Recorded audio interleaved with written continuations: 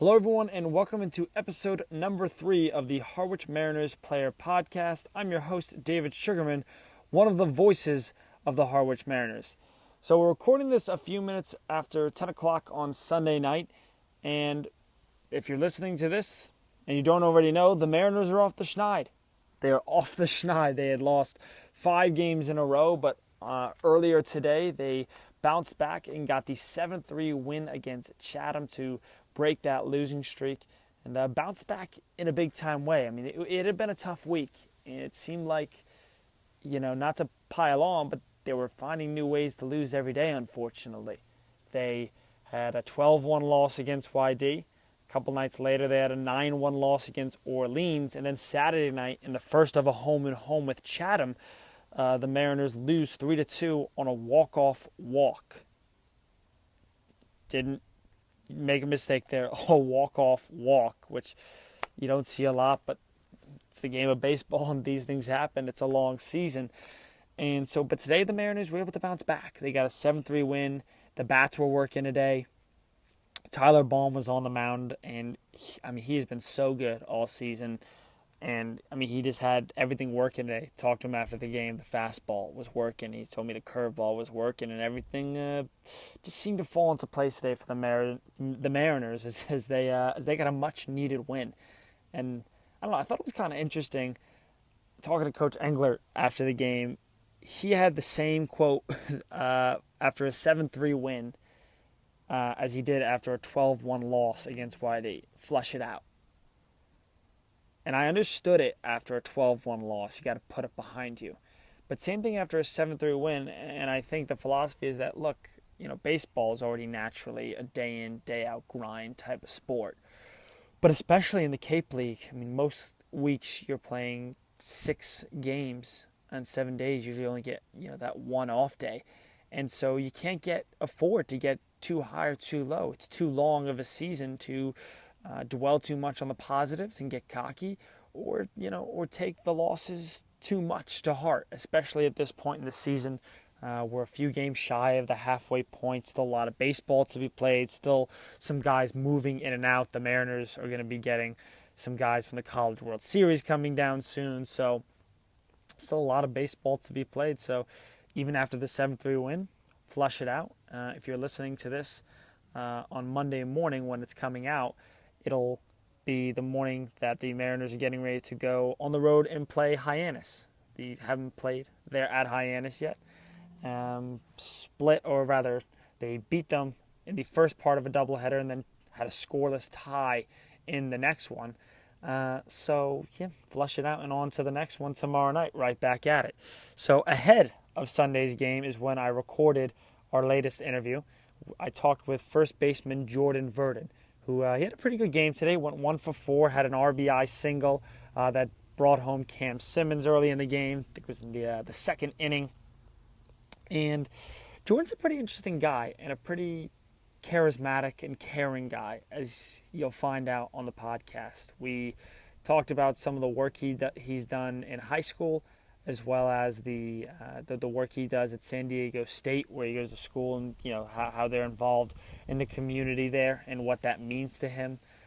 We also talk about the steps he made to get to the Cape League. He was in the Northwoods Summer League last year, a league still with a lot of talent, but a little bit different than the Cape League, both from a talent perspective and a geographical perspective. You'll hear about that. He was pretty happy to find out that the Cape League ballpark's a little bit closer together than they are in the Northwoods League. The ballparks there a little bit further apart. But I don't want to give any more away. So before we get to that, just want to give a quick reminder that this episode, as well as all prior episodes, are going up on the Harwich Mariners YouTube channel. They'll be up on the Facebook page. If you don't have either of those, you got to have YouTube, right? The internet. But if you have Twitter, you can comb through the tweets. The episodes are up there as well, so you really can't miss it. Episode number 1 with Kobe Vance, as well as our latest episode number 2 with catcher Brad Debo. My partner Austin Rooney talked to Brad and had a good conversation with him last week. So without further ado, episode number 3 of the Harwich Mariners Player Podcast with my guest, Jordan Verdon. Jordan, thanks for coming on, man. Yeah, great to be here. So, almost halfway through the season, first things first, you're a California kid, you go to San Diego State, you adjusted to the Cape life just yet? I mean, in the summer, it's not that much different. Yeah, it's not too much different. The weather out here is actually a lot similar to what it is in San Diego, except it's in San Diego, we got this kind of weather almost year-round. But I like it out here. It's a really simple lifestyle. It's fun. It's cool to be out here. Now, I know last summer you were in the Northwoods League, the Kalamazoo Grizzlies. Can you talk a little bit about the differences between the two leagues and maybe what you took away from that summer? The difference in the two leagues, out here in the Cape, you're seeing the best guys in all of college baseball night in and night out. And the Northwoods League is another top summer league team to really get. I think it really prepared me to play in a league like this. You get used to the wood bats more and just accustomed to the almost that minor league lifestyle of playing game night in, night out, just like it is up here. I will say, though, while the minor league lifestyle, there's a lot of buses. You had a lot more bus trips or long ones in the Northwoods League. I mean, we were just talking about that. Can you dive into that a little bit? I mean, the furthest trip you'll have to make here on the Cape is maybe an hour in Wareham or Falmouth. Yeah. So when I first saw how far away the bus trips would be here, I was seeing 8 minutes, 30 minutes, an hour, and I thought it was too good to be true because in the Northwoods, being from Michigan, that we were pretty much the farthest team east as you could go.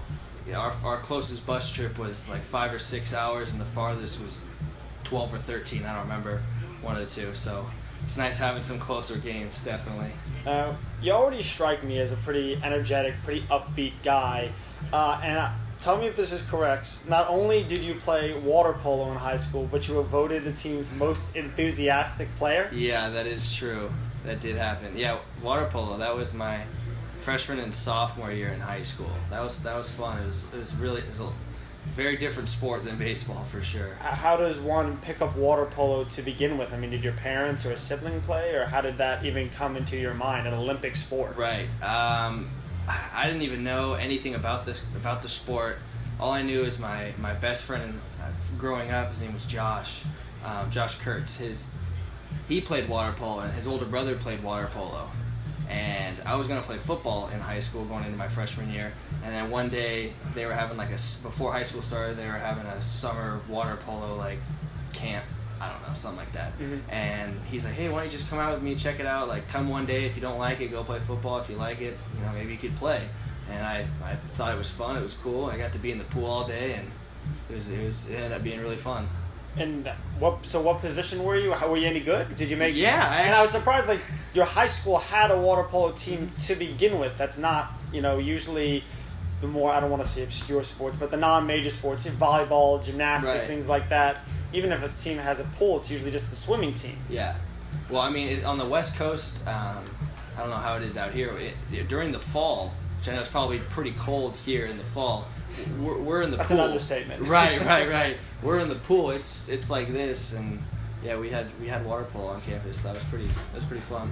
Now I know your grandfather is Coach Tebow coming in. This is the second time Coach Tebow has come in. I don't want to say interrupted a podcast because we like Coach Tebow coming in. Coach, any words for Jordan? There's more in the tank. Yep. There's more in the tank. More in the tank. Do you have a quote for everybody? You had a quote on right off the bat for Kobe too. That's all I do. There's more in the tank. He's good. There's just more in the tank. He hasn't hit it yet. Is there more in the tank, Jordan? Yeah, there's more in the tank. There's more in the tank. There's more in the tank. I also got to ask, I don't know if this was a legit club in high school as well, the Random Acts of Kindness Club? Yeah. Was this a charity thing that you were involved in? Yeah, it was pretty much a charity thing. A big group of my friends and I, we started a club on campus, and we just went out in the community and just did, we would go to old folks' homes, we would, do fundraisers and stuff, just trying to raise money, and then it ended up being really fun, and we stuck with it for a couple of years, so that was fun. Are you still involved with a lot of charity work at San Diego State? Yeah. Or does the team do a lot of work in the community? We do a lot of work in the community. We work with the schools around campus. Off campus. We do a Big Brother program with King Chavez Elementary School. So every year we get a new little brother, and we go to the school a couple times a week. when we're not in class and practice and stuff, and we mentor them, get to go outside with them, because the school that they're in is kind of low income. It's not the best neighborhood, and the kids don't really have someone to look up to most of the time. So we try to fill that role and be someone they can look up to. That's fantastic. Yeah, absolutely. So you are rooming with John Witkowski, right? A Correct. Boston kid, or at least goes to Boston College. Correct. How has that been going? Really good. We get along great. We seems like we like the same foods, same kind of music. We're both pretty laid back. He reminds me of some of my buddies in California. We're just pretty chill people. You're a big country music guy, is that right? I love country music. Love country music. So you because a lot of the Cape League ballparks are warming up with the country music. So you're all good with that? I'm all for it. Who's your go-to country artist, or does it depend on the mood? Not so much the mood. It just depends on who I don't know. Maybe it just depends on who I'm feeling. Who's big right now? Like I couldn't name. I don't think a big country singer, or at least the current one. I know Kip. There's a concert here on the Cape in Kip Moore. He's got a bunch of new ones out. Gotta love Jason Aldean, Florida Georgia Line, all those guys. Florida Georgia Line, more pop? Do they? Yeah, they're like pop country. They do a little bit of both. Okay. Yeah. So, I read your grandfather. I couldn't find his name, but your grandfather played in the Red Sox organization. I guess he never made it to the Red Sox, made it to it was actually my great uncle, so my grandpa's younger brother. That's what was his name's Joe Verdon. He was in the Red Sox organization, got all the way up to I don't really remember AA, AAA. Then he got a major injury. He smashed into a wall and blew out his labrum or something or his ankle. I'm not. This is playing like in the outfield. During wall? a game. Okay.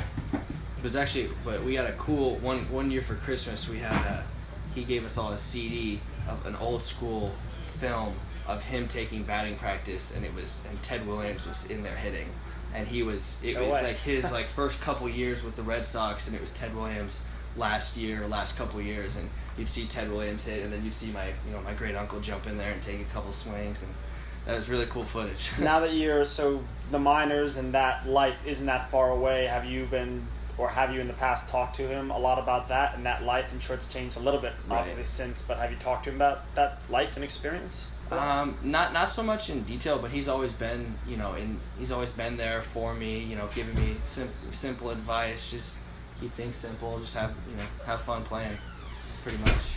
I always get everybody out on these last two questions. The first one: what are the things you're looking to improve on the most this summer for when you go back to San Diego State? No, off the field is just overall strength and speed. That'll help me in the long run, and just continuing to get better at my craft at the plate and just hitting. And the last question, so we've gotten to know real well over the first half of the season or so Jordan Verdon, the baseball player. What do you want people to know more than anything about Jordan Verdon, maybe the person that they're not going to know maybe by just watching you play?